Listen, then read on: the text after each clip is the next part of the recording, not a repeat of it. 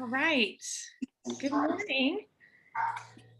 Thank you for joining Georgia Transplant Foundation for our first virtual kidney trends and transplant conference. We want to thank CareDx for being our presenting sponsor, and thank Community, a Walgreens pharmacy, and Synergen RX for being our virtual sponsors. I'm Deb Long, and I'm the coordinator of the Mentor Project and the conferences that we're here today for at Georgia Transplant Foundation. While the pandemic has posed many challenges for meeting in person, as we usually would for our conferencing, we're excited to offer you an amazing program virtually today. Here's a quick look at our agenda.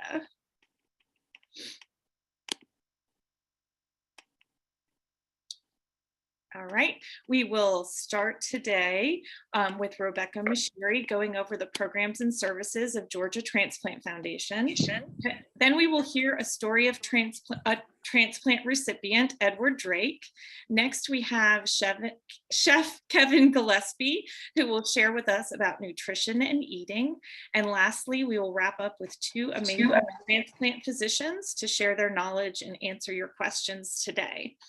I'm going to review some general housekeeping. First of all, we're being recorded, and we will share this on our website, and we will also email you the recordings within the next couple days. The speaker is spotlighted, and only their face will show up in the recording. But if you unmute at any time, your voice will be on the recording. So we would encourage you to always use the chat box. You can chat to everyone at the bottom of the page, or you can chat directly to the, myself or Rebecca, and we will ask the questions for you. Other than asking a question or participating, we ask that you stay muted so that any background noise does not disturb the presentations today.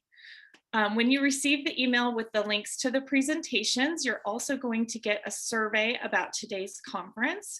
We urge you to answer the survey as it will help us shape our future conference programming. We do want this to feel as close to an in-person conference as possible, so we encourage you to use the chat to reach out to another person who's here today or to share your contact information. We also will leave the conference open after the final speakers for a little bit if you want to stick around for any questions or if you want to have an informal conversation with the other attendees. Georgia Transplant Foundation has many resources available on our website, including information about all of our programs. Additionally, we encourage you to like and follow us on Facebook, where we will post regularly about upcoming events. It's important to note that you must always defer to your own transplant physicians and team for questions related to your health. They are your experts. And we have two questions to get us started, two poll questions. So here is our first one, and we need you to answer them. So first of all, please describe yourself. Are you a transplant candidate, recipient, caregiver, professional, or something else that we didn't mention?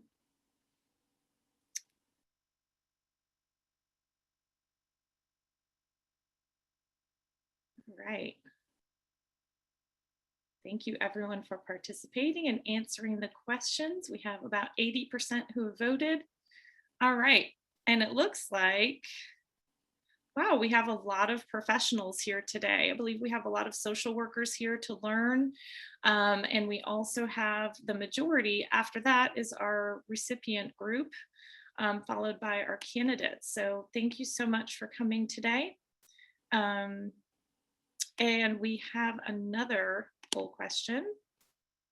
How long have you had your transplant?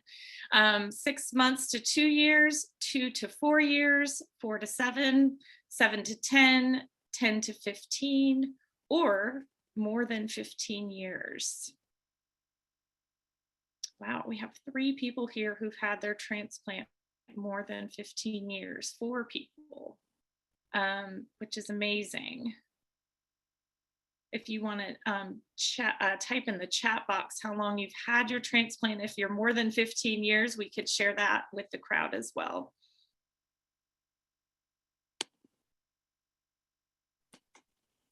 All right.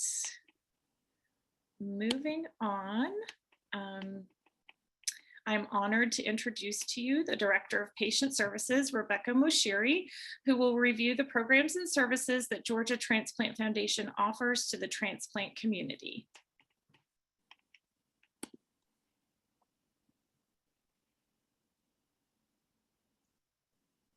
Good morning, everybody.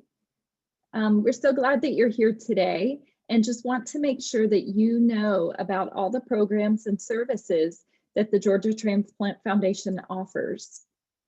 So first, I don't know how many of you know how Georgia Transplant Foundation was founded. In 1992, our organization was founded by a kidney transplant recipient. He actually had good insurance coverage. He had it through previous service in the military, so through the VA, but maybe not currently in the COVID times. But usually, you know how you go back for so many clinic visits post-transplant and you sort of see the same people sitting there in the wait and talk and get to know each other. So he kept hearing how so many families were having a really tough time financially. At the time of transplant, people were losing income during the transplant and recovery process.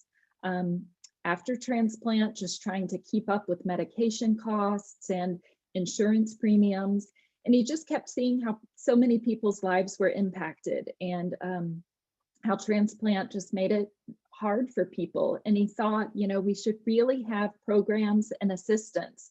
People shouldn't end up losing their car because they're covering their med costs. So he worked really closely with his social worker. GTF was sort of born from there. Thankfully, they had great vision and we've just grown over the years. So we're excited about all of the programs and things that we have to offer for candidates for transplant and for people who have already been through transplant as well. Next slide, please. So today I want to tell you about our different types of programs and services. We offer financial assistance, the Transplant Fundraising Program, and a lot of education and community programs. People who can apply should be Georgia residents. They can be transplant candidates, recipients, living donors, dialysis patients, or people who are seeking transplant as a possible option. And there should be a situation of need that's related to the transplant. Next slide, please.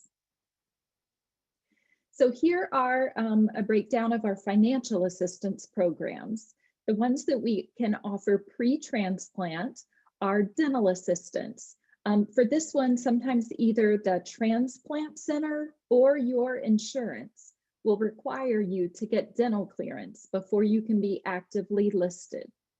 If that's the case for you, we have a program that may be able to help with the cost of the dental treatment that you need. You would work with either your dialysis social worker or your pre-transplant social worker at the transplant center to work on filling out the application. You need to see your dentist and get a treatment plan from the dentist and give them the information about GTF's program just to make sure they're willing to work with us. And then we can help to cover the cost of the treatment so that you can get listed.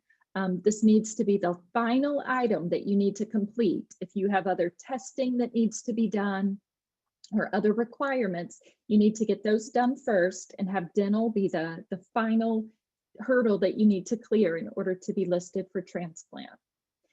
We are also able to offer insurance premiums assistance. This would be for somebody who maybe has their insurance through their employer still, and they haven't received Medicare insurance yet, but because of getting sick and having, you know, further disease progression, maybe they're taking FMLA from work and need help covering the cost of the premiums because they're not receiving income while on FMLA. So that's the sort of situation where GTF could help with insurance premiums. And for that, you would also need to talk to the social worker at the transplant center. about applying for assistance. We also offer evaluation assistance. Many people have to travel a long way to go be evaluated for transplant, and we want to be able to help with the cost of that. So we provide assistance with fuel and hotel. And then we also want to make sure that you know about our living donor assistance. If you are looking for a living donor, it's really, it gives you great peace of mind to know that there are programs out there that can help your living donor with things like travel to the center to be evaluated to be a living donor. And then we can also help at the time of donation with travel costs, with hotel, and if your donor will be out of work and losing income during recovery, then we can help with some household bills to try to offset some of the income loss that they'll experience. And your living donor has a coordinator at the transplant center that they would talk to, and the coordinator would be able to work with them on the application and submit it to GTF. We also offer many programs post-transplant. We have emergency assistance programs, which help with things like household bills when either the recipient or the caregiver is losing income at the time of transplant and during recovery. We're also, we always prioritize, and the thing that we always want to make sure that patients are able to do is continue to take their medications. It's such an important part of your transplant routine forever. And many times people will hit that Medicare D donut hole, or maybe at the beginning of the year, you have a high deductible that you need to meet before your insurance will begin covering the cost of your meds. And so we have a program that can help with a month or two of the cost of your expensive meds so that you can continue to take them and never end up missing doses. We also offer lodging assistance. This is help with the Mason House or a hotel when you are at the transplant center for your treatment, because those costs really add up when you're still covering your expenses at home. So we want to be able to help around the time of your transplant and for long follow-up visits as well. And then we offer assistance with insurance premiums when you're post-transplant as well. Many dialysis patients receive assistance for their Medicare supplements through AKF while they're on dialysis.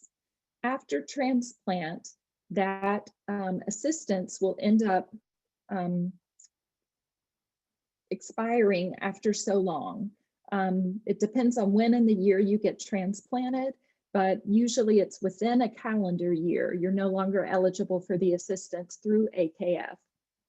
So while you're working to incorporate that into your regular budget, GTF could assist with a couple of months of your premiums to give you time to come up with a plan as to how you'll be able to afford it moving forward.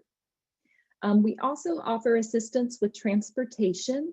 Many times right at the time of transplant, you have so many follow-up visits at the transplant center, and the cost of that can really add up, just the traveling back and forth. So we have a program that can assist with some of the costs of your fuel to go back and forth for your important follow-up visits. Now, an important thing is how you apply for all of our programs. You should talk to your transplant center social worker and or your dialysis center social worker. We want you to discuss the situation with them, work on some planning for how you're going to handle whatever is moving forward. Maybe if you need assistance with medications, your plan would be to work on applying for the medication assistance programs that are offered through the drug makers. So we want you to make sure you talk to your social worker, and they are the ones who would help submit the application to us. Next slide, please. Something else we want to make sure that you know about is our Transplant Fundraising program. The purpose of this program is to help patients prepare financially for the ongoing transplant costs that you'll have. And we can match whatever funds you fundraise up to $10,000. We do offer both matched and unmatched accounts. In order to be eligible, you do need to apply pre-transplant. This is for our matched account. You must apply and be fully accepted into the program when you're pre-transplant. You then have 1 year to fundraise, and we will match all the funds that you raise within that 1 year. Now, when you're in the matched program and you fundraise, you have, we will match everything that you fundraised in that year, and then the funds will sit there in the account and be ready for you for once you get transplanted. And the main purpose of the funds that you raise is to be used for your prescription medication costs and your insurance premiums. To get more information on it, you can go to our website. We have a class video available of our whole fundraising workshop that really walks you through what fundraising could look like for you. And it gives really approachable ways to fundraise. So I highly recommend watching the fundraising video on our website. You can also apply for the fundraising program through our website, or your transplant social worker at your center also has a lot of information about it, and you can discuss it with them. To get that application and more information on the program and how it works, you can go to our website, gatransplant.org. Next slide, please.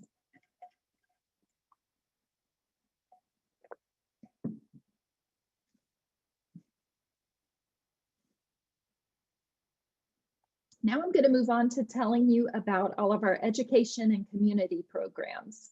One of the ones that we have that is so helpful and great for many patients is our Jumpstart program. It's a return to work, transition to employment program that's available for recipients, caregivers, and living donors. And you're able to work one-on-one with our manager of the program to really talk about what your work goals are. And maybe it's that currently you really need to get some training on technology and need to brush up skills. So she would be able to help connect you to some classes that would help you with that. And then she can also help work on your resume, just really work on whatever your goals are to looking at going back into the workplace. We also offer the Mentor Project, which is a program where we train recipients who are living successfully after transplant to offer hope and encouragement to people who are going through the transplant process. And we have mentors that are available for transplant candidates, for caregivers, for living donors, and really would love to match you with somebody who has already gone through the same thing. We also offer these Trends in Transplant conferences like the one you're at today. In the past, before COVID, we used to go around the state and offer them in different cities. And so right now we are offering them virtually, but hope in the future to get out to cities around the state as well. And we think that they're just a great opportunity for people to meet, talk, and hear from transplant doctors and people who are in related fields who can really talk about things that are important to you and life post-transplant. We have a tutoring assistance program that can help children who have been transplanted. Many times they miss out on lots of school time and need some help in catching up. So that's a program that can help transplanted children. We have an academic scholarship program that offers scholarships for students who are seeking post-high school education or training. And that program opens every January. Applications have to be submitted by May 1st. And then our scholarship committee meets in the summer and awards scholarships. Most of them are $1,000 for 4 years, and some of them are $1,000 for just 1 year. But scholarships are available for transplant recipients, for the dependent of a transplant recipient, for the sibling of somebody who was transplanted as a child, and available for living donors as well. And then we also offer a couples enrichment weekend. This is a retreat that's held at St. Simon's Island at a Methodist retreat center, and it's held over a weekend, usually in May. And it's just a time for couples who have been through the whole storm of transplant to come together and take an opportunity to focus on your relationship again, rather than transplant. That, you know, many times it's the thing that is the most important priority, and it's the thing you're really paying attention to, and you're not able to focus as much on your relationship. So the retreat just offers a time for couples to come together and focus on each other and their relationship again. We're planning to offer this again in the spring of 2022. And as with all of these programs, you can get more information on it on our website. Next slide, please.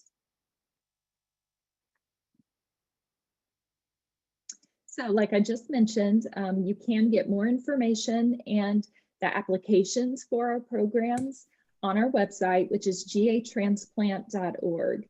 And also know that our webpage has a lot of other resources. It has videos from all of these transplant conferences. We also have some great videos made by volunteers and people who have been mentors for GTF for years, who are sort of sharing their transplant stories.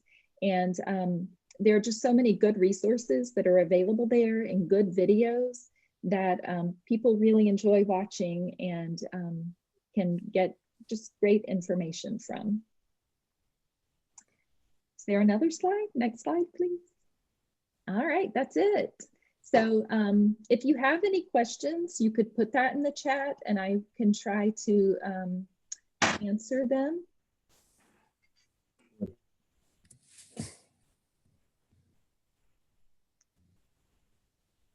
I don't see any questions popping up, so we'll move to the next poll question.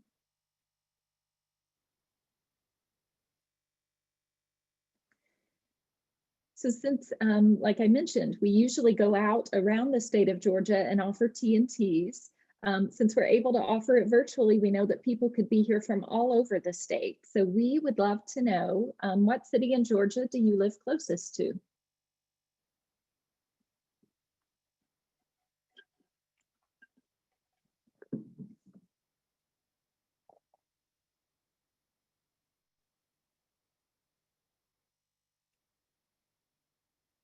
All right, so overwhelmingly, it looks like people who are here today live near Atlanta. We have some people near Savannah, Albany, Athens, Augusta, and Columbus. Okay, that is great to see.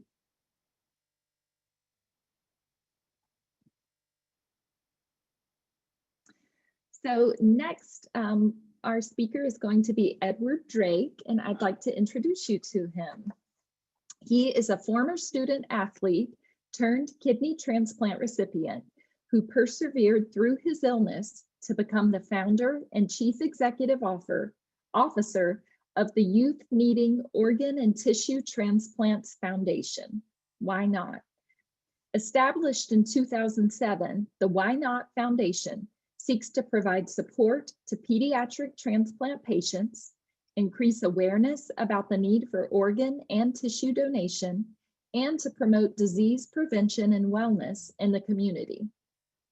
Why Not has provided support to thousands of transplant patients nationwide and hosted and/or participated in a few thousand health awareness events. They've received a number of awards and honors for their services in the community. Through his foundation, Edward is fulfilling his life's purpose of inspiring and encouraging people to dream, believe, persevere, and then give back.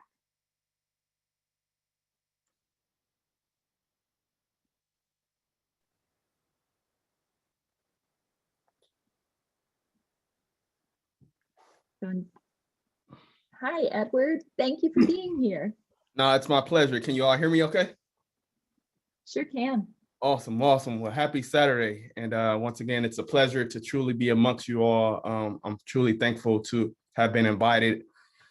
As I stated during the pre-call on Thursday, I truly commend you all for the amazing work that you're doing, being both a patient and a professional in this field. I know how vital it is. So I want to commend you all. I actually was made aware of you all back when I was residing in Ohio, when I was planning to make this move here. So I've known about you all for a long time, and it's a pleasure to finally be able to participate in one of your events. So now let's get started. Happy Saturday, everyone. I'm just coming here to speak to you, not at you. So let's definitely make sure it's interactive. And I just want to share a few of my words as an ordinary individual striving to do extraordinary things, just to inspire you to think, why not me? Think, why not you, as far as what you can overcome and also achieve in life. So you all ready? Thumbs up. We're ready. Begin. And once again, they got to make sure they give me like a heads up on time. I can get inspired sometime, and I'll be here at 2:00. But in short, my name is Edward Drake the second. Everyone call me Mr. Why Not. I'm a native of Ohio and a transplant recipient of. Hey, brother. How you doing? Pretty good. Oh, am I there? Yes, I'm hearing you. We do hear somebody else. We'll work to get them muted. Sorry. Okay, awesome. No problem. No problem. And I'm a transplant recipient of, I think, like 13 or 14 years. As I tell everyone, I just count the days, count my blessings, and stop counting the years, because every day is not promised. So I just count the days. So I'm celebrating another day today. So yeah, let's begin. When I tell a lot of people about my story, when they see me, they would never think I was sick or that I've gone through some of the things I went through. So when I tell people, they're like, what type of work do you do? And I tell them I work with pediatric transplant patients, and I do other like health and wellness initiatives in the community.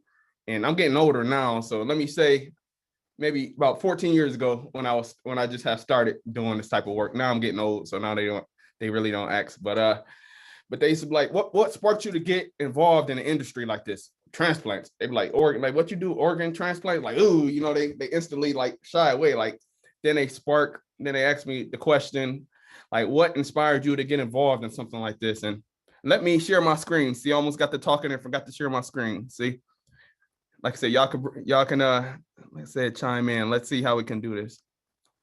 They show me how to do it. Let's see. Share my screen. Share screen. Okay, right here.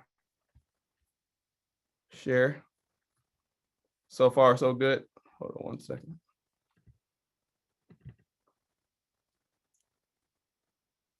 Can you all see this? Okay. One step down. Yes, Yeah, we can see it. No, awesome. Are we there? Yes, that looks Yes. perfect. Ooh, I passed one test. All right. But yeah, so I already introduced myself. But let's see. Let's try to go to the next slide now. All right. But yeah, a lot of people just ask me what inspired me to get involved in the industry, such as organ transplant patients, and do the type of work I'm doing. And I always try to tell them that at 19, I was about 19 or 20 years old. I was living a dream, both fulfilling my dream as being the first college graduate in my family, but also pursuing my dream of becoming a student athlete on a collegiate level. I excelled both in school. I was an honor student and a standout athlete growing up in Ohio. And I got offered to be able to participate in both track and sports, or track and football on the collegiate level. So I ended up attending Eastern Michigan University, where I attended for 2 years, and everything was great, living a life, having a good time. And then during a routine physical in the summer of, I believe it was 2006, the doctors were disturbed by my blood pressure reading, which was at that time was like 248 over like 120. I never really had any signs that I had high blood pressure. Like I said, I had to get tested often for like various sports and various activities I was involved in. So I never knew excuse me, I never knew that I really had any type of health issues outside of asthma. But I should have known because I was working out with one of my buddies the night before, and I used to always smoke this guy in the race. But for some reason, he was beating me. And I'm like, man, what is wrong? I should have known I was sick right then. But when I went to the doctor the next day, they were alarmed by my blood pressure reading, which was extremely high. And I was seeing a pediatric doctor at the time. So they put the cuff on, they put the small cuff on, and they're like, nah, this can't be right. We got to put you on an adult cuff. And I felt honored because I'm like, my arms, you know, I was working out. So they had to switch me to an adult cuff at their facility. And what really sounds like absolutely. But and once they switched me to the adult cuff and my blood pressure reading was still like 248 over like 120, I just remember being rushed to the hospital at that time. And I just remember a doctor coming in with like a crazy look on his face saying that your kidneys had completely shut down. And me being naive and unaware, I was like 19 or 20 at the time. I was like, okay, you know, I barely knew what my kidneys was, but I didn't know the significance of what was going on. And it really didn't hit me until I asked him, will I be okay for the upcoming school year? And will I be able to play ball? I had to report to fall camp, summer camp that August. And I got sick in June, 5 days before my 21st birthday. So imagine that. I can't wait to be 21. I'm about to go out and do what you can do at 21. Let's just leave it there. But and then I'm messing around receiving this news. And I started dialysis the next day. Which I did for 2.5 years before receiving a donor from a deceased donor. Her name Leanne. So thank you for that gift. Like I said, none of this would be possible. Speaking to you all, or being amongst you all, rather, would not be possible without the gift of life that she given me. So rest in peace to her. But during the midst of, like I said, going from being the student athlete, college student, to now being stuck in this dialysis center, I was like, Lord, why me? Why now? Everything that I had planned and worked so hard up to that point just came to an instant halt.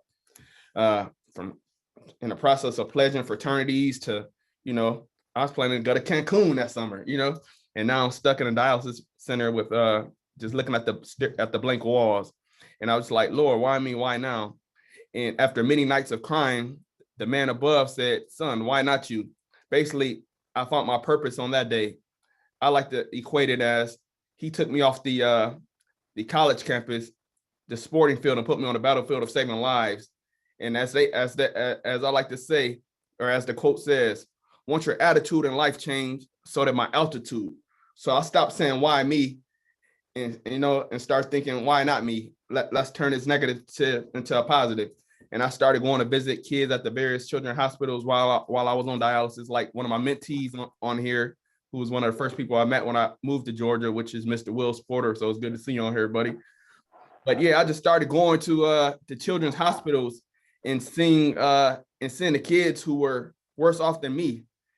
Because, you know, we always can complain, but no matter what you're going through, somebody is always in a worse situation. And while I was 20 years old thinking my life was over, I started going to see like the young Wills who were stuck in a dialysis center or in need of these hearts and livers. And that really touched me. And I was young, like I said, I was like 20 at the time. And that really touched me. And I was like, why am I complaining? I got a chance to go to proms and got a chance to sneak out my house and go party, you know, stuff like that. And these kids are just stuck in this, we're stuck in this hospitals. So once again, like my outlook on life changed. Hold on 1 second. My outlook on life changed. So once again, I said, I'm going to do something with the platform and the influence I have. I want to make a difference. So let's go to the next slide.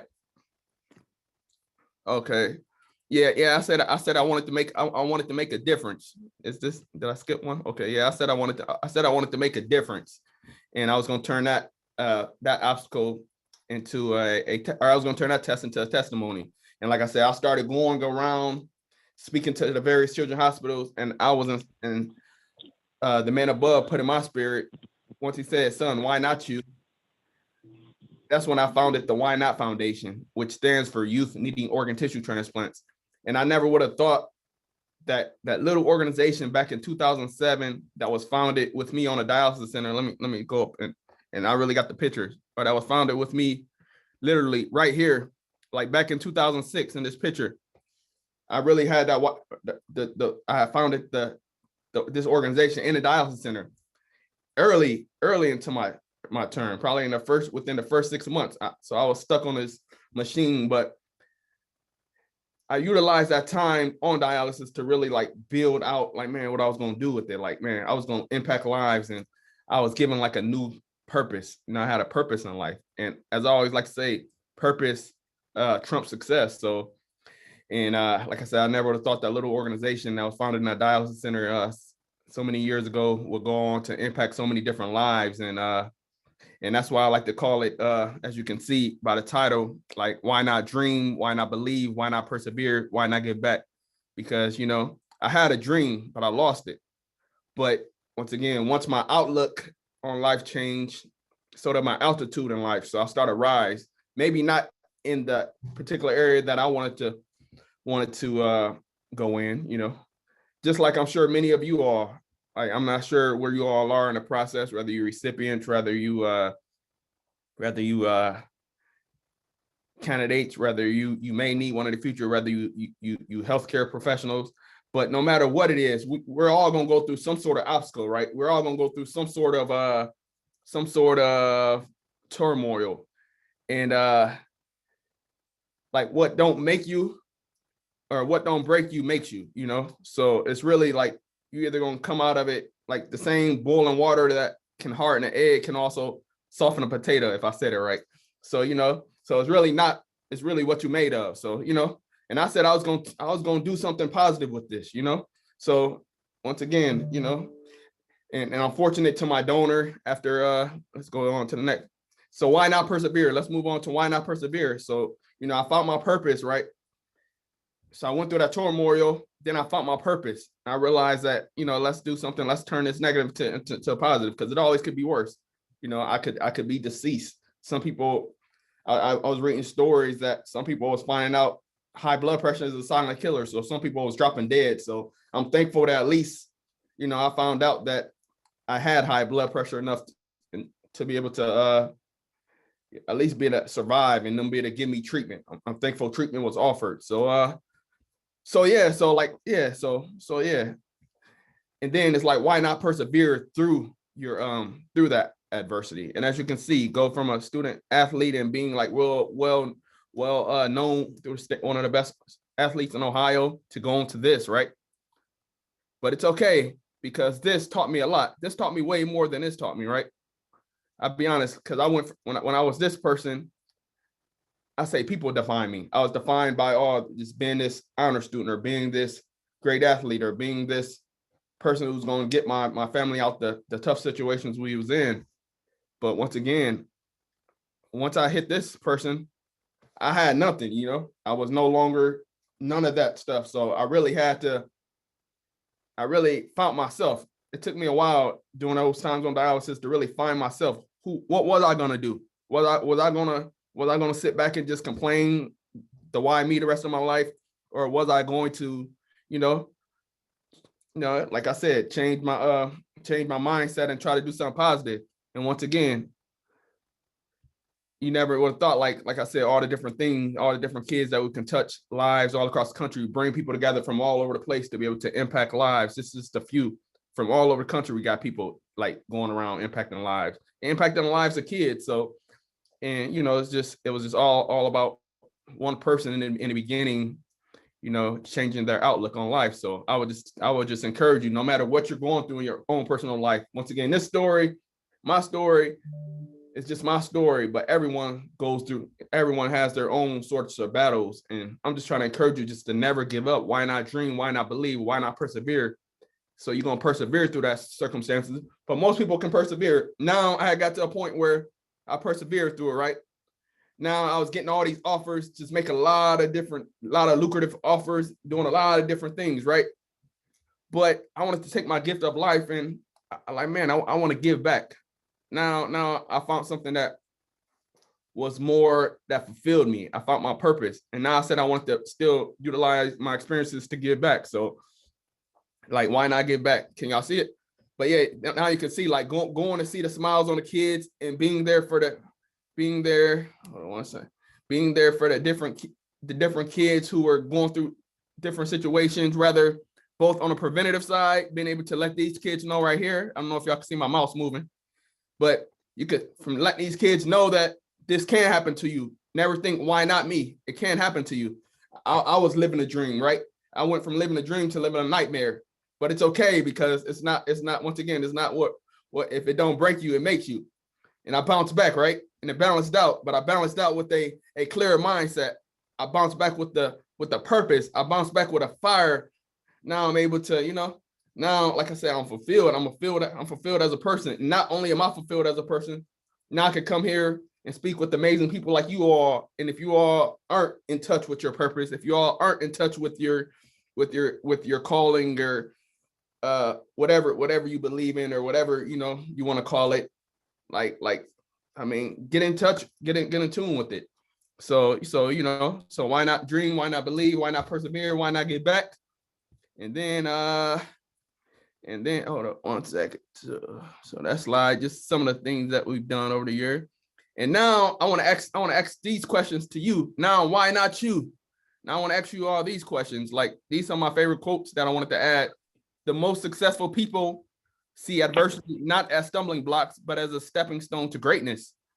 And I mean, I can't really add too much to that. I mean, you either gonna sit back and either, like I said, complain, or you're gonna be the reason why things change, right? So which one you gonna do, So, and also the hardest times often lead to the greatest moments in your life. Keep going. Tough situations build tough people in the end. And I'm a true testimony. Like I said, it's, like just speaking to people like you all, amazing people like you all, I'm just really fulfilling my calling, and I truly believe this, like, part of my purpose, what I was put here on earth. Through this situation, I've been able to, like I said, I met my wife throughout this whole situation. I've met, I've been able to travel the world, see a lot of different things, but I most importantly found something that meant more to me than, I found fulfillment, And I'll be honest, like I said, I've had everything else. I've had money, I've had status, I had that, but nothing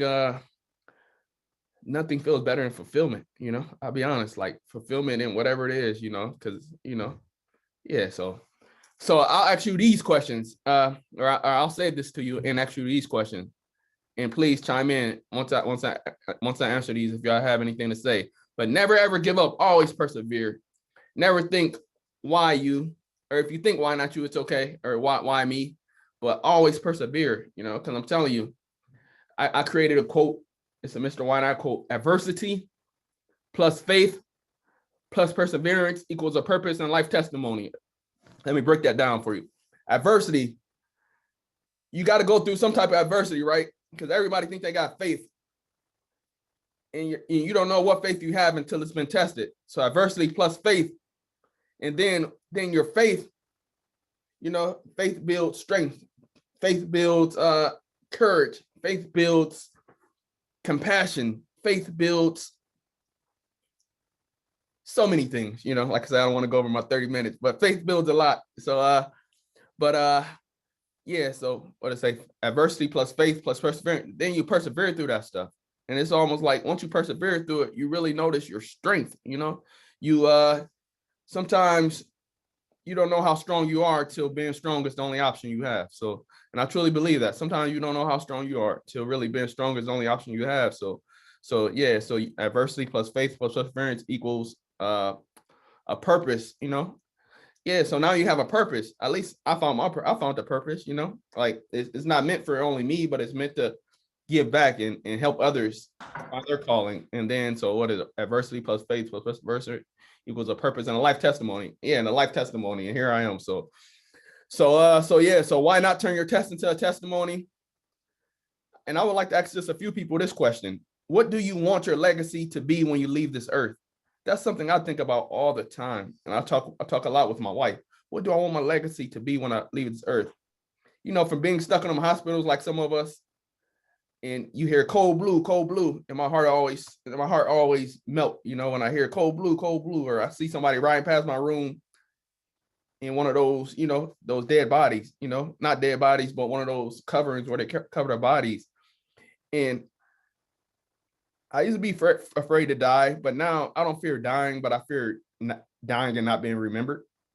So, like, what is your legacy? You know, like, we're always put on this earth, in my opinion, to fulfill a purpose or to fulfill some type of calling, whatever you want to call it. So what will your legacy be? And why not make a difference? Why not overcome all your obstacles? And why not dream, believe, persevere, and give back? So, like I said, I'm open to questions. Once again, I can go on and on, but I really would just love to interact with some of you all in the time I got left, if I got some time left. So. You do, Edward. Thank you so much. You can, for anybody, you can ask questions in the chat if you want. You may unmute yourself. It might get a little bit tricky, so we would encourage you to ask any questions in the chat. Edward, I have a question for you. How long ago did you start the Why Not Foundation? What year was it? 2007 officially. But it was like 2006 unofficially, right on the Ohio State University campus. So, you know, I still went back to school after I got sick, once again, because I was going to give up, not for me so much, but for the kids who look up to me, the people that say if I can go back to school and still fight through receiving my I ended up going back, get my nonprofit management certification after school, where I got straight A's for the first time in my life. So now if I could tell these kids I can go and get straight A's and while on dialysis, why not you?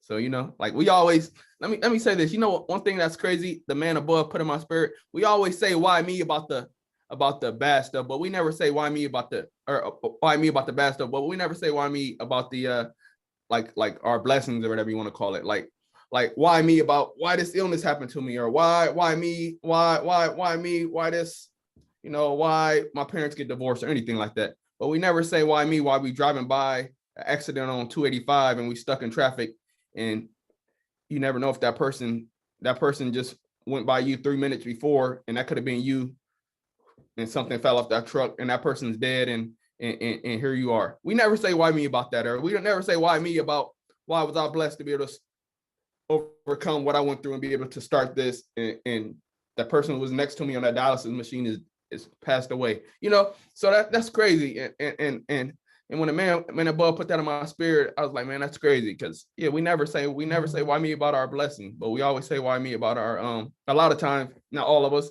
but many of us say why me about our turmoil, about our obstacles and adversity. So, but yeah, back to the schedule. Sorry about that. Yeah. No, wait, you're doing great. We've got a few more questions coming in. So I think a lot of times while people are waiting, that's really a hard spot to feel positive. So what words do you have for a patient that's had some setbacks with their transplant? So maybe being listed or any sort of challenges along the way to getting a transplant. Just once again, just stay encouraged, stay motivated. The rain, the storm don't last forever, you know. What they say, the strong will always survive. You know, stay encouraged, stay motivated, stay positive. Put your focus on your blessings and not your problems and whatever, you know. So many things, but really just try to stay encouraged, try to stay positive. Think back to what you've overcome before that you didn't think you could, and you know, if you could overcome it before. If you're a man of faith like me, I know if the man brought me through it before, I know he will bring me through it again. So, you know, so whatever you have to, I mean, whatever you depend on for your faith or whatever, like whatever. But yeah, those are some of the things that me personally. Okay. I have another question. Somebody would like to know how long you waited to get your transplant. It felt like forever, but it's a little under 3 years. So it felt like. How many years? It was a little over 2 years. It was a little over 2.5. Sorry. See, I'm taking time away from me. But yeah, it was a little over 2.5 years, so almost 3 years. So, yep. Okay. I don't see any other questions, Edward. So I do want to thank you so much for your time today. I have a quick question. Oh, here we go. We have a question. Okay, Edward, what's up, man? Just wanted to say great job. And thank you so much for, speaking life into me. The question that I have for you, man, is I know that we recently did the patient support symposium, and we got something coming down the pipes for patient support. And I think you'd be remiss to not mention something about that. So could you share with us a little bit about kind of what that's going to look like coming up and how we can get involved, man? Awesome. First and foremost, I want to acknowledge this young man once again. I spoke about him earlier, but he's a person who I look at. It's funny because I went from being a mentee to him to he inspires me as he just graduated with his master's, right? I believe he's a young man. Correct, yeah. Who I was his camp counselor, like I said, right when I moved to Georgia from Ohio. He was one of the first people I met, and I was his camp counselor. And to see him have a liver transplant, and to be able to finish high school and to be able to go on and graduate from UGA. I'm a Buckeye, but it's all love. It's all love. I live here. Me and my family live here now. But yeah, see him go on and get his degree, and then go back and get his master's. Now he's going back to get his doctorals or something. Would like to. We'll see what happens. Yeah. But yeah, I'm so proud. I mean, he's someone who I look at and like, man, I'm so proud of him. But to answer your question, what was your question? Sorry, I just had to acknowledge you first. It was good. It's all good. The patient support symposium that we did, I know that we had announced something that's coming up to support patients, and so kind of, can you share a little bit about that, and also how we can get involved a little bit more? Okay, awesome. Well, of course, you can follow me on all social media sites at Mr. Why Not, in the Why Not Foundation at Why Not Connect. Like I said, definitely not hard to find, pretty simple. My email, the organization email right there, the website, our foundation website anyway, right there. But yeah, like all those details on the website. We're always hosting events and initiatives, both for disease prevention and wellness and different events as well for our efforts in the community. So I don't want to go too deep into it, but you're more than welcome to visit our website and find more information. But please, if you're on social media, go follow and let's be encouragement to one another. Thanks, Wills. You bet, dude. Amazing. Well, thank you so much, Edward, for your time this morning. We can also send this information in the email follow-up so that you can also reach out to him that way. So again, you very well received, lots of compliments there in the comments box. And we really appreciate you coming today. We see your cute little puppy dog. Yeah, see, she joined in for our final bow. So thank you. Thank you all so much for having me, and you all continue to dream, believe, persevere, and give back. Take care. Thank you, Edward. All right, bye. Bye. I have a quick announcement while we are in between speakers, and that is just if you are a social worker here today, just a quick reminder that you do need to send a direct chat to Rebecca Moshiri, letting her know that you are here today. And I believe we have a poll question before our next speaker. All right, so leading into our next speaker, what is your favorite type of food? Do you prefer desserts, sweets, salty and crunchy, bread and roll type food, fruits and vegetables, or meat? Look at that, salty and crunchy is winning. Oh no, here we go. Fruits and vegetables coming out in the lead. This is fun. All right, only 60% of you have voted. We'll leave a couple more chances to vote. Looks like fruits and vegetables is going to win. That's amazing. Good job, everybody. That's so great. So I am extremely excited to introduce our next speaker. Kevin Gillespie is an American chef, restaurateur, author, and two-time Top Chef finalist. His Atlanta-based Red Beard Restaurants company includes award-winning Gun Show, Revival, Cold Beer, Game Changer, and Old Reliable.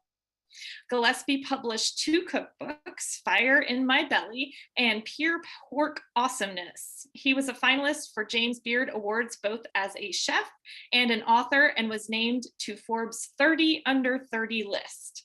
Kevin has spent much of his time in 2020 and 2021 creating the nonprofit Defend Southern Food Foundation, a sustainable platform to eliminate hunger and positively affect the economy in Georgia community. Amidst his success in the restaurant world, Gillespie experienced a near-death battle with renal cancer in 2018. He's now celebrated over 2 years being cancer-free. So we are so excited to have you here today, and we are going to let him take over from here. Good morning, everybody. Thank you so much for having me. I really appreciate it. It's been, well, last year we weren't able to do this, so it's been a little while since I've had a chance last to talk to you guys. And it's really nice to have the opportunity to sort of discuss, obviously, something that is near and dear to my heart, which is food, but is really near and dear to everybody's heart. I mean, the reality is that the food we put in our body has a direct relationship to how we feel every day, the way we perform, and really like the quality of our life moving forward. As Deb said, for those of you who did not know, I am a cancer survivor myself. I was on vacation when one day I didn't feel quite well. I felt a bit like a pain almost in my kidney, and I thought I was just dehydrated. And I called my doctor, and he said, when you get back home, come visit us and we'll make sure everything's okay. And I did, and it turned out everything was not okay. I was diagnosed with a Bosniak cyst, a grade 4 Bosniak cyst, which is 100% chance of malignancy, and it was occupying 97% of my right kidney.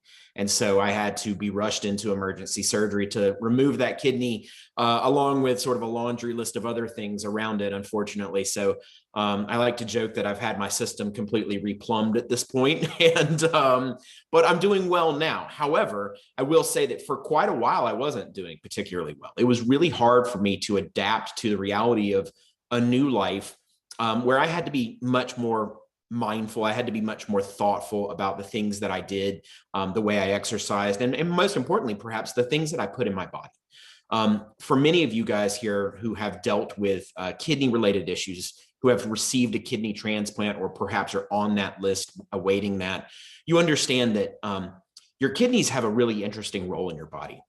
You know, a lot of times we think about sort of our other organs as having sort of the heaviest lift, but interestingly enough, and perhaps it's just from the side of someone now who only has one left, you recognize that the food you put in your body, it all passes through there. The kidney is sort of the gatekeeper for everything. And so you have to be really mindful about what goes in order to sort of live sustainably, you know, as it were, to ensure a long life. And for me, at least, to ensure that this one last kidney that I have left is going to do the job for the rest of my life. And it wasn't always an easy task for me to sort of retool my diet and retool my approach to food. I mean, I have definitely made my career off of making really indulgent, over-the-top food in my restaurants, in my cookbooks, and have advocated in large part through a great deal of my career for some food that, although delicious, is probably not the smartest decision of things you could possibly eat. And so I had to have a bit of a reawakening myself with how I approach the way that I cook every day, not just professionally, but in my own home. Because these days I'm cooking for my family as much as I'm cooking for people in my restaurants. The reality is, as my company has grown, I find myself doing the majority of my cooking these days actually at home. But that's been really rewarding for me because it has allowed me to really focus on how I can make me a better me, and, you know, really share that message with other people. So first of all, coming off of my treatment, you know, to deal with my illness, food was an interesting relationship at that point. I really didn't want to eat it more often than not. And I don't know how many of you have felt through that scenario, but it's funny to be a person who has spent their whole life really obsessed with food and crafting delicious food, to find yourself for the first time, perhaps ever in your life, in a position where the last thing you really want to do is eat. And that break with that sort of drive of making food the most important thing in my day At the time, it was very frustrating. And I know many of you have probably gone through that. Now I actually consider that to be a bit of a blessing. We heard that in just the last conversation. We were talking about the way we view the positive elements in our life versus the negative elements in our life. And this is one of those, perhaps you would say, negative elements that has actually proven to be very positive for me. Having that break with food as something that I did purely for pleasure, and having to sort of come back to food as nutrition and food as sustenance and food as a means to live was actually really important for me. And I am a huge advocate, by the way, for food being something that brings you pleasure. So I don't want you to think that that at this point now I don't eat for pleasure.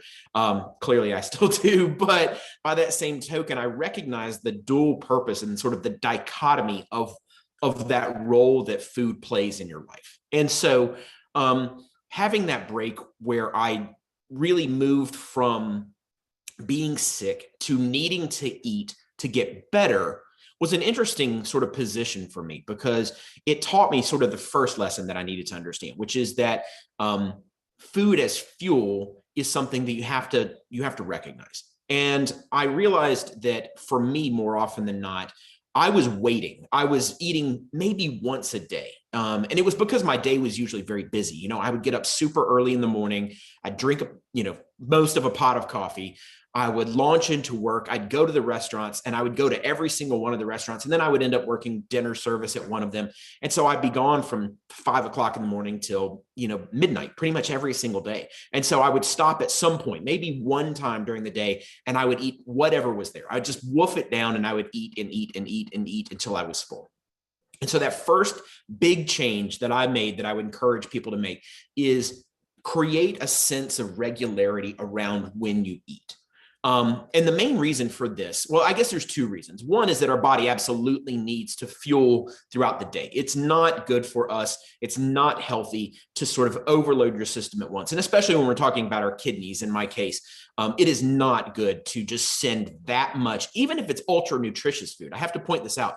Even if it's really, really nutritious food, it's still not a good practice to sort of overload your system with one big meal a day. I know that there are some fad diets that say this is smart, but time and time again, science has proven that that's not a great approach. But the bigger reason, I think, for most of us why that's not a great approach is that we have a tendency to overeat. At least I did, and I think many other people do, is that once you reach that point of desperate hunger, you really don't care what you eat at that point. Anything and everything is fair game.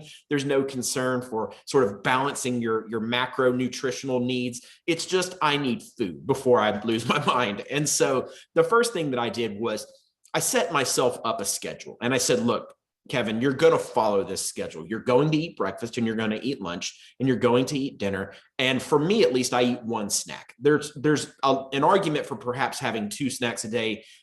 I don't have the willpower or self-control, maybe more appropriately, to have a second snack during the day. That's when the wheels come off the bus for me. So I've had to create some discipline there. And I would encourage you guys to try that, because building that schedule and that discipline is going to do a couple of things. First of all, it's going to balance the amount of food you're taking into your body at one time. And so things like protein, for example, that are, though, incredibly important. I can't stress how important the right amount of protein is. I also have to temper that with, but your kidneys can only process so much at a time. And so that balance of nutrition is incredibly important. So that's the first thing. And then the second is that building a structure, what will begin as a structure of what time of day you eat, will sort of flow into building a structure for what you eat. And so the first is, let's build a bit of a framework.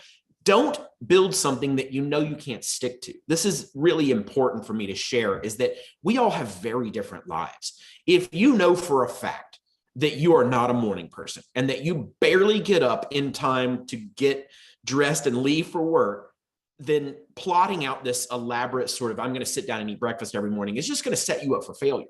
And it's also going to set you up to have an inappropriate amount of nutrition throughout the day. So build this as necessary. You don't have to follow my same system. It could be that you go to work and you eat your first snack mid-morning, and then you go into lunch and you sort of balance it differently. The point is, structure is important, because the reality is that any of us who are dealing with post-transplant scenario, post-cancer treatment scenario, pre-transplant, our life is built around having to set healthy and helpful boundaries. And that's just where this sort of starts off.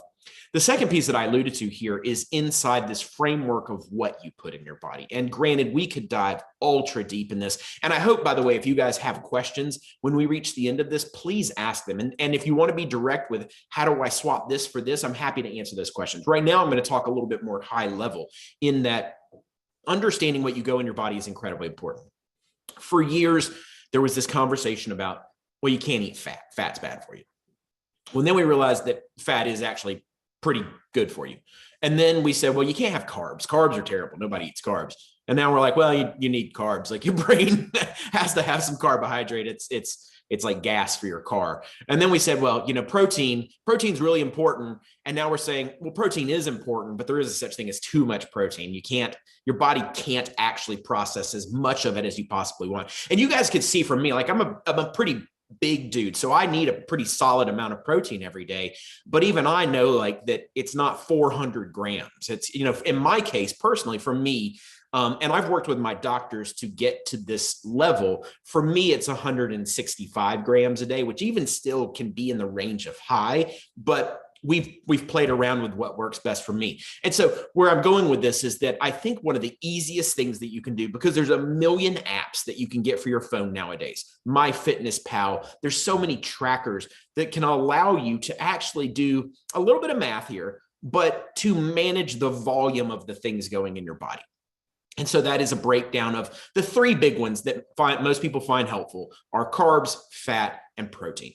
And the reason that this sort of balance is important here, aside from its nutritional relevance, is that it does another thing, which is that, again, establishing an accountability component to the way that you eat. We are all going to fall off the wagon. There are days that all I want to eat is pizza or a cinnamon roll or fried chicken or donuts. Like, we are all going to have them. You're going to keep having them. They're not going to go away. We're people, it's just the reality of it. And the thing is that I am personally of the opinion that, with the exception of perhaps people like my father who has diabetes, you can kind of incorporate those things into your diet as occasional treats. They can't be the cornerstone of your diet. Like, despite as much as like 9-year-old me likes the idea that Cinnamon Toast Crunch is a cornerstone of a healthy diet, is not. So you just have to come to that reality. But building that structure where you sort of evaluate your foods is important, because I will tell you that one of the most shocking things that happened to me when I first started committing to, let's call it taking care of myself, frankly, was that a lot of the things that I thought were healthy are not very healthy at all. And it's shocking to you.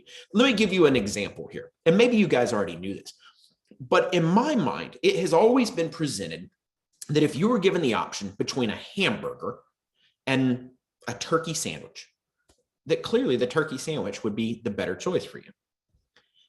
And what I found is that not necessarily, because the reality is that let's look at like where you would go get it. If you're making it at home and you have good bread and you have turkey that isn't absolutely loaded with salt and other things like that, yeah, the turkey sandwich is probably the healthier, more balanced choice. But the reality is that most of us, when we say that, we're talking about going and getting a hamburger, or we're talking about going and getting a turkey sandwich somewhere. And in reality, the portion size of the deli sandwich is usually the killer. They can be 1,600 calories sometimes, and a burger might be 400 or 500, calories. And so that scenario is one where I mean it to allude to the fact that sometimes things that appear to be good for you aren't as good for you as you think they are. In reality, what's good for you is balance and moderation. And that's always what's been good for us. That's nothing new. That's not a Kevin Gillespieism. And that's not in the latest and greatest fad diet books. It's the way that human beings are built to survive. We need a mix of all of these things, and we just need them in the right proportions. And so what I started doing that I found worked really well for me personally is that I had a tendency to eat roughly the same types of things earlier in the day. So for example, like I could eat the same breakfast every day and it's fine because I just get up and eat breakfast. It's not that I don't get joy from it, but I don't spend a lot of time thinking about what kind of elaborate breakfast I want, with perhaps the exception of like Sunday morning when I'm cooking for the family. On the other hand, I don't like eating the same thing for dinner every night. Some people are fine. Some people will make a dish and have several days worth of leftovers, and that makes them really happy. It makes me crazy. I can't eat like that. I want to eat something brand new every single day. And so I had to literally start counting the breakdown of things. And so here's the way that it breaks out for the most part. If you choose an app like MyFitnessPal, it'll actually give you a standard dietary recommendation. So when you open up the app and you put your stuff in it, you'll literally program it. You'll say, hey, I'm Kevin Gillespie. I'm this tall. I weigh this much. I was born on this day, so that it knows kind of how old you are. And you'll input things that you got to be honest about, like what's your current fitness level? How much exercise do you get in a day? And by the way, you can't claim to be like ultra. I get so much physical activity when you're like, I mean, not really. I just kind of sit around. Like, you have to kind of be honest with it, because it's going to adjust the things like your calorie intake and stuff like that. But it's also going to set out a balancing point for those macronutrients. And traditionally, it's usually about 50% carbohydrate, and then it breaks out in the fat and protein a little bit differently. Now, for me personally, it's actually very different. And I have had to work with my doctor to get to this point. So I can't give each and every one of you a breakout for what your personal macronutrient breakout is, because it's different for everybody. That was the third thing that I had to realize, is that I approached my health as if we all have the exact same health standards. And that's simply not true. The reality is that we all have very different body types. We have very different activity levels. We have different food allergies. We have different everything. And so the way you tailor it is going to be different. And I would encourage each and every one of you, especially if you're in treatment of any form, you have access to a nutritionist and they can help you program this. What they can't help you do is remain accountable for you. And so that's the big piece that you have to do alone. They can give you all the recommendations in the world, but if you don't follow them, they're not worth anything really. So for me, my personal breakout has been that I have to consume, as I said, 165 grams of protein in a day, which again is high. So don't jump into that level. That's at that level because I do a lot of weightlifting. So I have to eat that much. Then I actually eat, believe it or not, 90 grams of fat a day, which sounds incredibly high, but it's because I'm only allowed to eat 90 grams of carbohydrate a day. So I am, because of my particular medical history, having lost a kidney, having a father who has diabetes, I am, even though I do not show any signs of it, I am in the world of pre-diabetic. And so I have to be very concerned with the way my body processes sugar. And so even healthy carbohydrates can be dangerous for me at too high of a level. They can convert over to sugar, cause my blood sugar to spike and or plummet, depending on sort of the way that it all shapes out. And so I have to be very mindful of that. I don't want to get into the minutia of that today because it's unique for everybody. But what I want to point out is that the only way I learned to get there was that I made the commitment to learn to get there. And then I started working on it. And I took the advice of people who are a hell of a lot smarter than me. Listen to your doctors. Like, they're doctors for a reason. You have to go to school for a really long time to be a doctor. And so they're smart people. I think that we too often neglect what they have to say. We think to ourselves, well, we think a couple of different things. One is, I don't like their answer, so I'm going to ignore it. And I have done that countless times when they're like, Kevin, you need to lose some weight. And I'm like, you need to lose some weight. Like, you just get annoyed by it. And so you don't listen to them. The second is that we think, yes, but they're seeing it differently. Like, they don't understand. They understand. Like, they really do understand, and they're trying to help you. And so I would encourage you guys to find out what those macronutrient levels are. It won't take you very long to learn this, by the way. This isn't like it's going to take 6 weeks. It'll take a phone call or an email to get a recommendation, more than likely, from someone. And then you start working on it. Now, here's the beautiful thing. Because we live in a world of technology, you don't have to guess at these numbers. In other words, every food you could possibly think of is in one of these calculators. And so it doesn't matter what you eat. If it is a fresh peach, like I have over here on the counter, if it's a grapefruit, if it's a T-bone steak, if it's a Big Mac, it is in there and it will tell you what it is. And so you have to start tracking your food. I know this seems pedestrian and I know it feels like I'm talking to little kids, but the reality is that you will be shocked how quickly it kind of can spiral out of control. You can think that you're eating super healthy every day, and you may be eating too much healthy food. It's as simple as that. Or you may think I'm eating very healthy, but you're forgetting those little things, that snack that you ate here, that thing that you picked up over there. In my scenario as a professional chef, it's literally like, how many things on the line when we're working have I tasted that day? And I have to account for that. It's like you think it's meaningless, but if I've tasted 15 different things while we're getting ready to open for dinner just to make sure everything tastes right, well, you know what? They still count. They don't disappear. Like, so I have to log them in. I have to be accountable for that. And what it does that's most important, aside from tracking what you've eaten, is the fourth piece that I learned, which is that you don't live or die by a single day. That's the part that I think maybe was the hardest to recognize, is that we are going to fail. Well, all of us are going to fail at this at some point. But the thing is that there's never a day that isn't the right day to recommit to taking care of yourself. And so who cares if you botched it yesterday? Like, just get back on it today. And this collective sort of cumulative effort that you make is going to make an enormous, enormous difference down the road. So let's put that kind of as a category of sort of this discipline and mindset. And let's talk more now about realistically what these foods look like, because I think that's the part that a lot of people are probably most interested in and most curious about. Eating fresh food is probably the most paramount virtue of what we're dealing with here. And when I say fresh food, by the way, guys, I'm not meaning that you can't eat something that has been frozen. I don't mean that at all. What I mean is the difference between processed food that's over here in category A and fresh, unadulterated food over here in category B. The reality is that it's almost impossible to control your nutrition from a realistic standpoint when you're working inside the realm of processed food. And it's for multiple reasons. The first is that we don't, in this country and in most countries, frankly, we make people tell you what's in things to a point, but we don't really dig deep enough. And so oftentimes things like packaging, for example, can be really misleading. You know, you can look at something and go, well, this says that it's 90 calories and it's only 10% of my sodium intake for the day, and not acknowledge that this container that you have to use the whole of has 25 servings in it. And so it can really lead you down the wrong path. And so removing processed food from your diet is going to be the very first thing that I would encourage you to do. And of course, when I say that, I mean things like fast food, obviously. I mean, like, look, I know it's convenient. I recognize it. I'm a busy man as well, but the trips to the Burger Kings and the McDonald's and the Chick-fil-A's of the world, they're going to have to be taken out of your daily routine.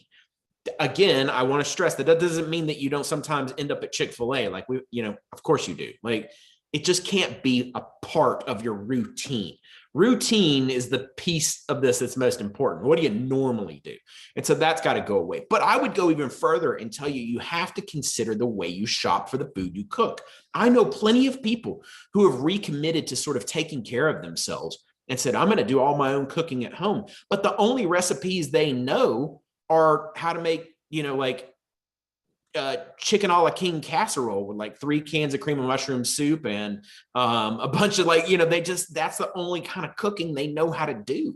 And so even though they're cooking for themselves, they're not doing themselves any favors. And so the first thing I would tell you guys to do is to focus your grocery shopping on that ring around the outside of the store. The reality is that most of the fresh stuff lives there. Like, the inside meat of the store, where all the things that can go wrong are, that's the slippery slope. Now, it's not to say that there isn't some good stuff in there. Of course, there are others, canned tomatoes and things like that are perfectly nutritious, but the ring around the outside is definitely the sweet spot. That's where your fresh veggies and your fresh fruits and your fresh meat and fresh seafood and fresh poultry and fresh dairy, all those things are right there. And so generally speaking, I would tell you to make up at minimum 70% of your grocery shopping with the ring around the outside. And so that's the first step is, stick to a plan, go in there and try to buy everything you need from that point. Make up the remaining 30% with the stuff that's on the inside. And I'm taking away, by the way, literally don't take me Don't take this 100% literal where you're like, my grocery list includes toilet paper and paper towels. Like that doesn't count in the 30%. Like I'm talking food. So just keep that in mind. But what I mean is that you want to be careful when you go into those center aisles, because that's where you're going to find a lot of stuff that's loaded with sugar, loaded with salt, loaded with preservatives. And by the way, it has to be. That's the part that's sort of shocking, is that you have to be really careful when you're in this scenario, that you realize that canning foods and preserving foods is it's a necessity for shelf stability. And by the way, I know I threw out canned tomatoes. Like if you're on dialysis, that's not the right choice, by the way. I'm just using it as an example of the point being that there are nutritious foods on the inside of the store. It doesn't mean that it's all junk. It just means that you have to be more mindful of it. The next thing that I would tell you guys to do when you're approaching sort of this fresh food revolution, if you will, is that you have the opportunity now, right now, is the best time of the year to recommit to this. And I was thinking about this last night, was that it's really hard for me. Like when I came off of my treatment, I landed myself squarely in the winter. And it's really hard to make this commitment to sort of fresh food and reevaluating everything when it's cold and rainy outside and you really just want to eat a bowl of macaroni and cheese and feel better. It's a lot easier when you're in the middle of the summer, because right now where you guys, if you're here in Georgia, which I think most of you are, the reality is that the bounty of fresh stuff is insane. I was at the farmer's market last night, and it's just, as a cook, it gets me excited. I was so pumped to see the first tomatoes and the first peaches and the first corn and all these things that are really delicious. And so the thing is that even if there's a food that, historically speaking, these aren't as good for your kidneys, or it's not as good for your liver, the reality is that the fresh version of that is always better for you than the processed version of it. And so I would encourage you, get out, check out these local farmers markets. There's a ton of them around the city. And then for folks here, and I don't know if people are, but I want to mention it. If there are any of you here that are on some subsistence, if you're getting SNAP benefits, for example, one of the really great things that exists inside Georgia is there's an organization called Wholesome Wave Georgia, and they are a partner with our federal and local governments and will allow you to double your SNAP points if you use them at these local farmers markets. So for every $1 that you have in SNAP, you get $2. As simple as that. And so that means that your money goes a lot further, because I know that that's another really big concern that people have, is that maybe you just got done being treated. Maybe you're in the throes of being treated. Money is going to be tight, and that budgetary and time budget are big concerns for people. And so the question I get a lot is, Kevin, I don't think I can afford to eat that way. I promise you absolutely can't, but it is going to take some industriousness to be able to make that happen. The next piece to this sort of how do you approach your food and cooking is that I tell people that it's a lot easier to create healthy food from the ground up than it is to sort of reprogram or retroactively make a healthy version of something that is inherently unhealthy. So, this is an example that's perhaps maybe not the best, but let's talk about one of my favorite foods, fried chicken. Fried chicken is delicious. Oven baked chicken with some stuff on it to make it kind of like fried chicken is not nearly as delicious as fried chicken. I think we can all agree that that's the case. I have never had great success as a cook being but how do I make healthy fried chicken? The reality is that I think it's a lot easier to say, fried chicken lives in that sometimes food category that I get on occasion for a special treat to myself. But more often than not, now I need to add a new chicken dish into my repertoire. I need to build one from the ground up that satisfies me the same way that fried chicken does, but is a lot healthier. And so, perfect time of the year for you guys to pull out one of my favorite tools in the arsenal when you're trying to make food that's really, really delicious, but is also incredibly healthy, and it's your grill. It is grilling season right now, prime time grilling season in the South, and frankly, in most of the country.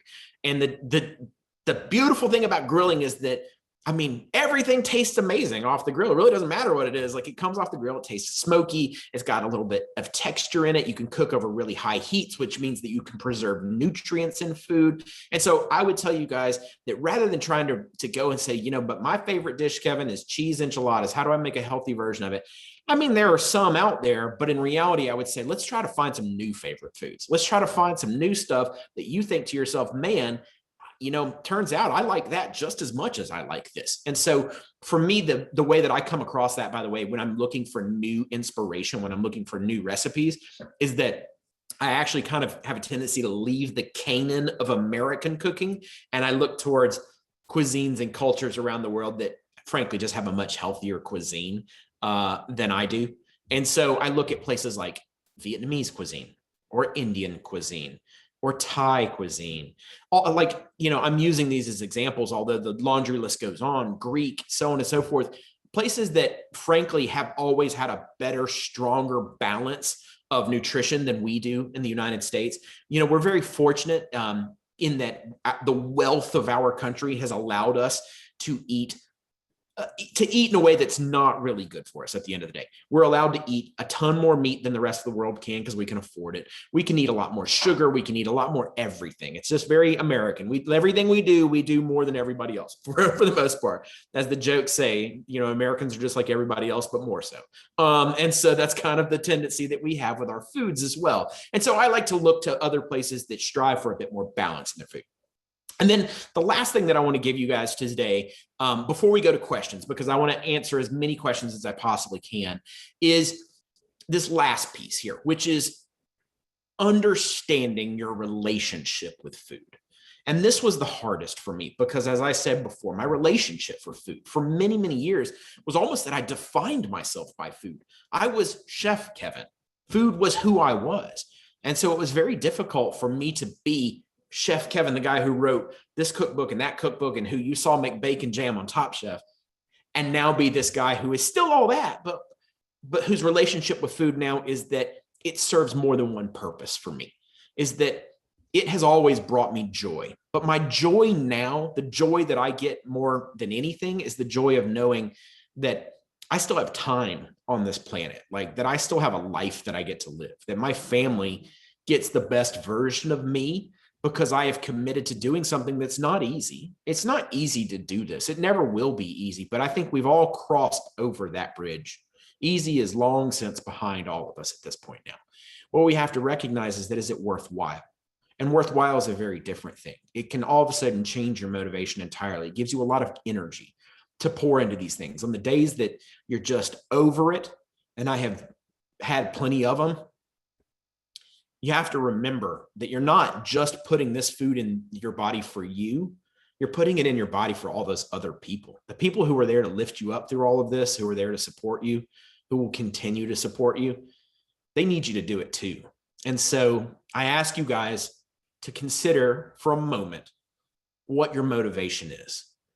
And it needs to be framed by that knowledge that if you do these things, whether they are hard or not, you have more life to live, you have a better life to live, and you get to live it with those people who want you to still be there. So remember that on the days that it just doesn't want to come together. And like I said before, if you have that day, you always have tomorrow, because there's never a bad day to recommit to your own health and wellness. So let's answer some questions here. Kevin, can we come to your house? What's that? Can you come for lunch today? Yeah. I think I'm gonna enjoy the weather today. Maybe go spend some time outside. So I have a question. Now that it's post-COVID, I've been doing real well cooking at home, Right. paying attention. And now everybody wants to eat out. And it's like 3 or 4 times a week, people want to eat out. And of course, they're not always the best places. right. So I'm kind of between a rock and a hard place. I want to see my friends, but I also want to know what to order. Right. No, it's hard. It's a lot And of Southern food. Yeah. yeah, it's tough. I mean, there is no way around that. That it is very, very difficult. What I will tell you, and this is just a general sort of rule of thumb, is that you made mention, you said, they're not always the best places. I personally do not think it is too much to ask of your friends and family to remember that you are going to have to keep fighting a fight for the rest of your life. And that means that maybe that if you guys go by yourselves, you go here, but when we go somewhere together, I need an option too. I like to think of it like this, like for those of us who are going through this, our dietary needs are a lot more hidden than someone who, for example, let's just say that you have a friend who's allergic to shellfish, and everybody knows they're allergic to shellfish. No one would suggest that we go to Red Lobster for lunch. They would go, well, we can't do that. Our friend might die. We have to think of it that same way. And I don't think it's too much to ask of your friends and family to say, like, I want to come out, I want to spend time with you, but I have to be mindful of what I eat. So if we choose a restaurant that I can't go to, I won't be able to go. The second is that, generally speaking, non-chain restaurants, independent restaurants, seem to have a better handle on what they're putting in their food. And so they're more prepared to answer your questions truthfully about what's going into it. The reason that chain restaurants are not, by the way, is that they get a lot of their food from a centralized commissary, meaning that there's another almost restaurant that you've never seen before that sends them food in different degrees of preparation. And then they take it from there. And so a lot of times they don't know what has happened to this thing before it arrived in the doors. And so they can't confidently answer the questions that you have around nutrition. And then the third piece is that don't hesitate to ask. You know, it is, I jokingly say this, perhaps this is spoken like a true restaurateur, but that's what the servers are paid for. Like, they're paid to know about these things. And so don't hesitate to ask. Don't hesitate to ask for accommodation to be made for you. And I know that 99% of every other chef out there would be like, oh my God, Kevin, I can't believe you said that. But it's true. You know, maybe I just have a different frame on it at this point, but I want people to be enlivened by their experience in my restaurant. I want them to leave there in a better place than they were when they came. And so if I can accommodate you, if I can work to make it something that's going to make you happier and healthier, I would just as soon do that. So in choosing your places, I would say that first line goes in, if they don't pass the eye test, which is you look at them briefly and go, I'm not sure, they probably don't. Like, in truth, if you're not sure, they probably don't. If you look at it and go, this looks pretty good, you would still want to take that next couple steps. Again, I would stick towards independent restaurants, and I would not hesitate to ask questions of the service staff when you're there. Tell us the name of your restaurant. So I own 5 of them here in Atlanta. I own Gun Show, Revival, Game Changer, Old Reliable, and Cold Beer. Hi, Kevin. My name is Linda. How you doing? I'm well. How are you? I'm fine. I'm on dialysis, and sometimes they call me to come in on the first chair, which may be 5 something in the morning, or they may tell me come in my chair time, which is second chair around 10:30. The problem is that they have a lot of staff problems. Yeah. Sometimes I don't get to eat until 2:30, 3 o'clock in the evening. So like you say, I'm just grabbing whatever. So is there anything that I can eat while I'm on dialysis? Because when I leave, sometimes I'm weak. Right. That's a good question. So something that Linda, I apologize that I can't speak to in great detail about the specific foods that you can and cannot eat on dialysis, but I will tell you my methodology that I dealt with when I was going through treatment is that I always had sort of what I called an emergency meal. And it was in my fridge. And so, and I would eat it every couple of days just to make sure that it wasn't literally sitting in there for like 10 days. But when I made reference to the fact that what worked for me was eating with some eating the same things a lot of the time. So generally speaking, I would have this breakfast be something that I could prepare and have ready, and that I could eat it at a moment's notice, and it didn't require a lot of work of me. But more importantly, I had it available and ready in a little lunchbox tote. And so I would take it with me. I literally put it in my car every time I would leave the house, and I would take it with me and I would take it to work. And there were times that I was able to properly make myself something to eat and follow my schedule. And there were other times that something would happen that would pose the chance of throwing me completely off of my eating schedule. And that's what I had that emergency backup meal for, is that it was balanced. I knew it was perfectly nutritious, and I would have it with me and I would eat it. And these were things that were really simple stuff. You know, for me personally, it was things like I had hard-boiled eggs. I had string cheese in there. I had some fresh, like whole fresh fruit, depending on the time of the year. Maybe it was an apple or something like that. I would have peanut butter or almond butter in there that, you know, depending upon the fat that I was going to have. I would have some sort of carbohydrate that I could eat. So if it was peanut butter, it would be something different than if it was almond butter. Long story short, it was one of these sort of like what I call perfect meals, where it's like it hit all the exact nutritional boxes, but it was also something that could live in a lunchbox in a refrigerator for several days and nothing would go wrong with it. And that was what it was there for. For me, it was driven mostly by like my work schedule getting off the rails. Sometimes I would think, oh, I'll have an easy day. And then it wouldn't be an easy day. For you, I think it would be great to have that, because that's something that you could have available to you so that regardless of what happens there, you're taken care of. I have one more question. Yes, ma'am.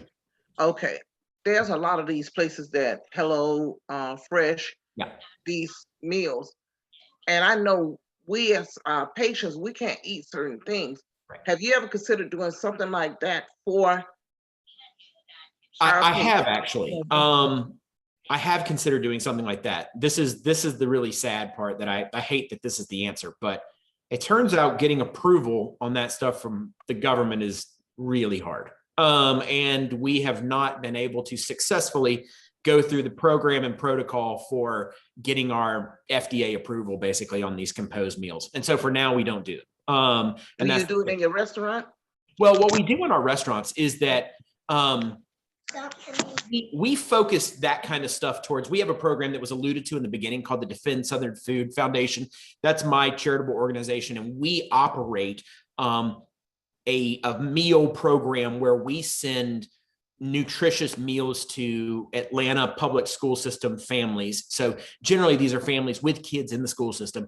And in those, we do actually operate under different dietary restrictions and try to build these sort of like perfectly nutritious meals. But we don't normally sell them to the public right now because we don't do them as a, how do I say this? They don't show up on our dinner menu because they're so niche that we end up donating them away more often than not. To families in need. So will you give us your email address so we can find out some of the more information that you have? Of course, absolutely. It is, hopefully you guys can write this down. It's Kevin at chefkevingillespie.com. And that's GILLESPIE.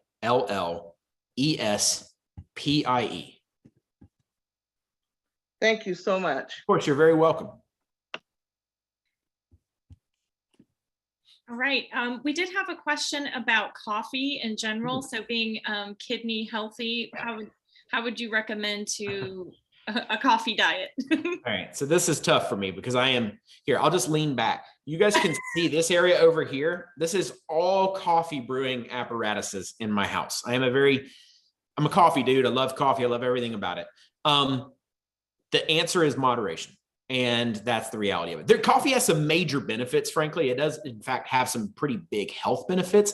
But the reality is, and at least I'm going off of what my doctors have told me. They said, look, your body can process coffee, but coffee has a dehydrating effect to it. And so basically, like, you're going to have to counterbalance that. So like you should have, if you want to have a cup of coffee in the morning, you can have a cup of coffee in the morning, but you can't have 6 cups of coffee throughout the day and that be your way that you get liquid in your body. Like, so that is a very non-doctor answer, by the way. That is a Kevin Gillespie, his life and what has been approved by my doctors, but I don't take it out. Like I put coffee in this same category. There are people who drink coffee because they need to wake up.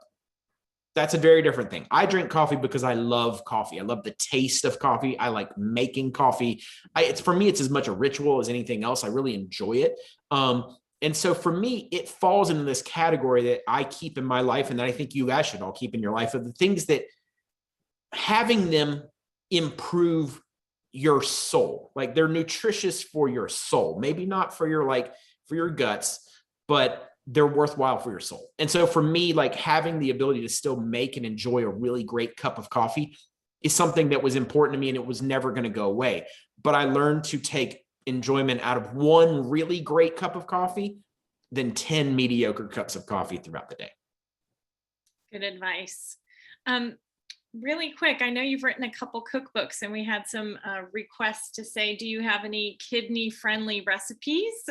I'm going to add, do you want to write a book? Well, I'll admit that both of my cookbooks were written pre-diagnosis. So okay. I have not written another book since my whole issue And so they take none of this into account. So I would not be confident in saying that there is. I will admit though that my first cookbook called Fire in My Belly actually has an entire chapter on how to approach healthy eating. And so by coincidence, there are some foods in there that are really healthy and nutritious and good for you. And I actually think that would be helpful for you guys to take a look at that if you have that book or if you're interested in purchasing it. And in fact, I might even be able to make this happen. I don't hold me to it, but I might be able to take a piece of that book out and send it digitally to you guys so that you can have that chapter to look at.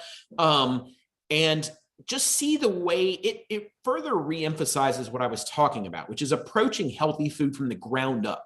Like, quit trying to like go back and reprogram something that's not healthy. Like, it's just a losing battle. This is how do you approach delicious food. Oh, and it's really healthy for you. Like, that's a much, much better path to health when it comes to cooking. Thank you so much.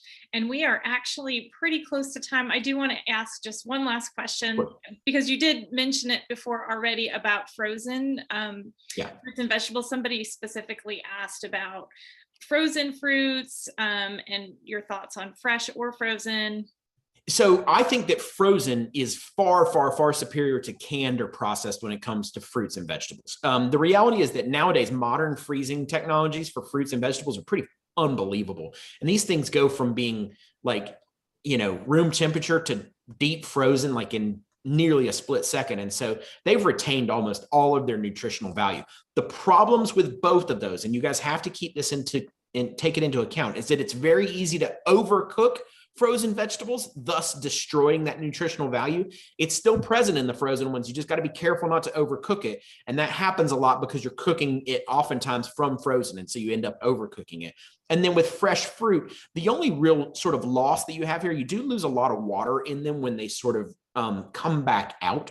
And so all that really means at the end of the day is that if you took, like, let's say, a fresh strawberry has a tremendously high water content in it. And so it ends up filling you up faster than a frozen berry that has defrosted.